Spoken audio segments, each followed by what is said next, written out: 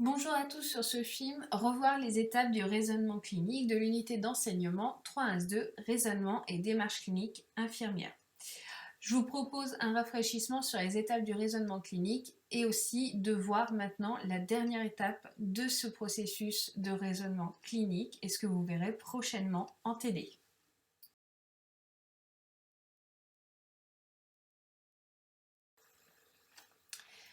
Donc sur cette diapositive, je vous rappelle les étapes du raisonnement clinique. Dans un premier temps, nous avions vu le recueil de données avec une méthodologie spécifique à suivre pour recueillir l'ensemble des données du patient et obtenir un maximum d'informations afin ensuite de repérer les indices de problème.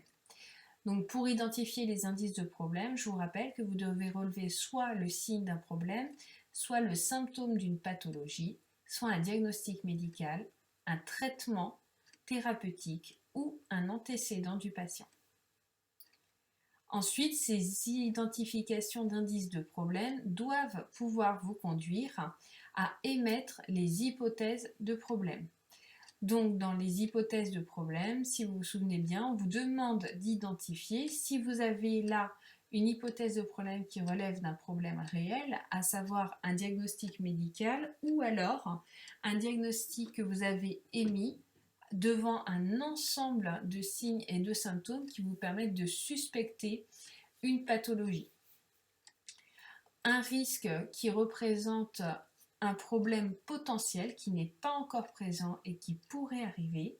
Et enfin, la réaction humaine, qui est un problème qui est la conséquence d'un problème réel, à savoir que par exemple, un patient qui aurait une fracture et qui est porteur d'un plâtre aura une mobilité réduite. La mobilité réduite est la conséquence de la fracture et de fait une réaction humaine. Ensuite, ces hypothèses de problème, une fois posées de façon pertinente, doivent être questionnées puisque vous devez les confirmer ou les infirmer, donc prouver qu'elles sont existantes ou non existantes.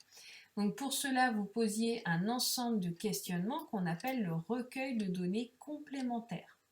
Dans ce recueil de données complémentaires, il vous est demandé de poser des questions. Donc soit vous relevez un signe dominant, à savoir que par exemple pour une hypothèse de problème d'hypertension artérielle, vous devrez vous poser la question de quelle est la pression artérielle du patient. C'est un signe dominant. Si le patient a 14,9 mm de mercure, de façon indiscutable et incontournable, votre patient a bien une hypertension artérielle. Vous pouvez aussi poser des questions quant à un signe associé pour le problème d'hypertension artérielle. Vous pouvez demander si le patient a des vertiges, a des phosphènes. Ce sont des signes associés à l'hypertension artérielle, mais rappelez-vous, ça peut être aussi des signes associés à d'autres problèmes. Vous pouvez questionner aussi sur les facteurs favorisant l'hypertension artérielle. Donc là, on pourrait se poser la question si le patient est par exemple consommateur de sel de façon importante. On peut aussi se poser la question de la cause, par exemple. Est-ce qu'il y a un problème d'hérédité familiale? Est-ce que la famille est porteuse d'hypertension artérielle? La seconde étape doit vous conduire à rechercher les éléments qui vont vous permettre de répondre à vos questionnements dans le recueil de données complémentaires.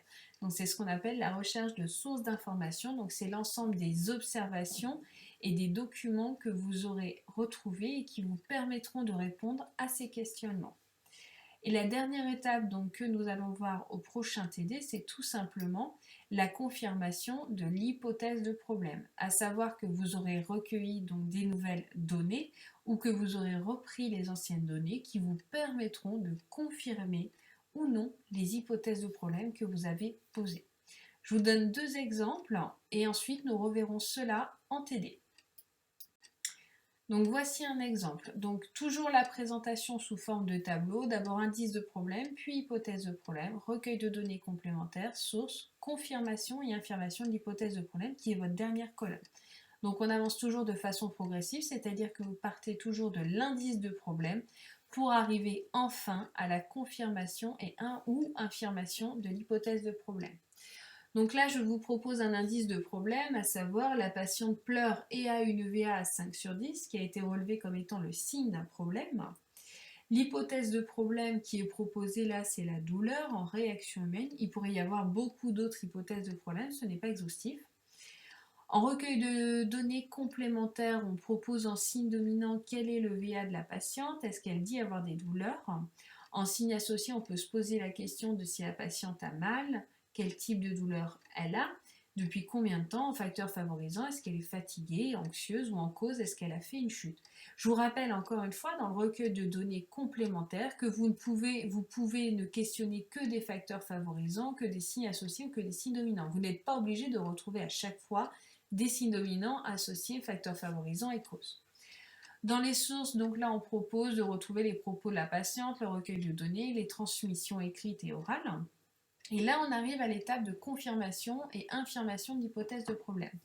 Donc, à savoir, ce que l'on sait, c'est que déjà, la patiente a une EVA à 5 sur 10. Donc là, vous avez un signe dominant qui déjà vient confirmer votre problème.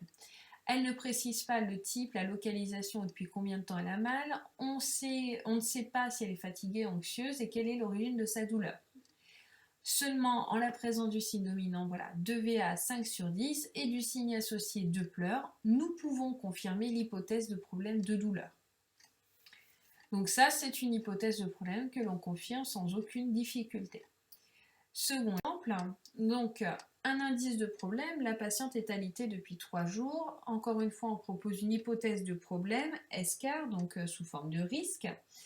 Encore une fois, on peut proposer beaucoup d'autres hypothèses de problème à partir de cet indice de problème. Dans le recueil de données complémentaires, nous retrouvons le signe dominant, à savoir est-ce que la patiente présente une rougeur qui ne disparaît pas à l'appui. Est-ce que la patiente en signe associé se plaint de douleur au point d'appui? Les facteurs favorisants, est-ce que la patiente s'hydrate suffisamment?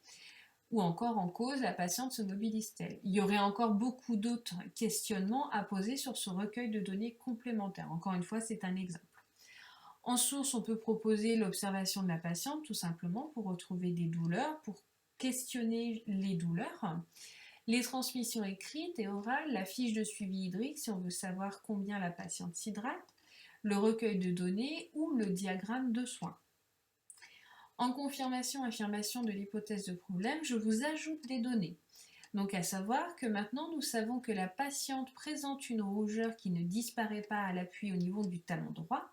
Elle ne se plaint pas de douleur au point d'appui, elle boit 75 centilitres d'eau par jour, elle est alitée depuis 3 jours. Donc en fait, notre hypothèse de problème se retrouve infirmée. Ce n'est plus un risque. Il y a la présence d'un signe dominant, donc le signe dominant de présence d'une rougeur au talon droit qui constitue une escarre de stade 1. De fait, l'hypothèse de problème de risque d'escarre est infirmée pour évoluer vers une réaction humaine d'escarre.